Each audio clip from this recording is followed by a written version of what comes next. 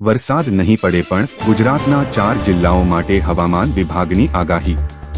ગુજરાતમાં ભીષણ ગરમી પડી રહી છે, ત્યારે હવે લોકોને કાળઝાળ ગરમીમાંથી રાહત મળી શકે છે।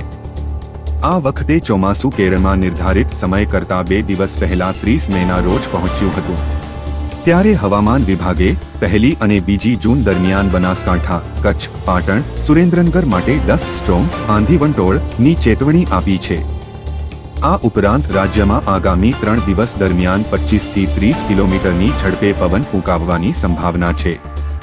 આગામી 7 દિવસ વાતાવરણ સૂકું રહેશે। હવામાન વિભાગની આગાહી અનુસાર આગામી 7 દિવસ દરમિયાન વાતાવરણ સૂકું રહેશે, જ્યારે આગામી 5 દિવસ દરમિયાન મહત્તમ તાપમાનમાં કોઈ ફેરફાર જોવા મળશે નહીં। અરબી સમુદ્રમાંથી ભેજ આવી રહ્યું છે, જો કે વરસાદ થશે નહીં, પરંતુ વાદળ રહેશે। ભારતીય હવામાન વિભાગ અનુસાર ચોમાસું હવે કેરળમાંથી આગળ વધી રહ્યું છે, જે અન્ય રાજ્યોમાં વરસાદ લાવશે। દક્ષિણ પશ્ચિમ ચોમાસું ઉત્તર પૂર્વ અને ઉત્તર પશ્ચિમ બંગાળની ખાડી, ત્રિપુરા, મેઘાલય, આસામ અને સિક્કિમના ભાગો તરફ આગળ વધી રહ્યું છે, તેમજ પશ્ચિમ બંગાળમાં ચોમાસું પહોંચી જશે તેવી સંભાવના છે। આ રાજ્યોમાં વરસાદ થાય તેવી શક્યતા।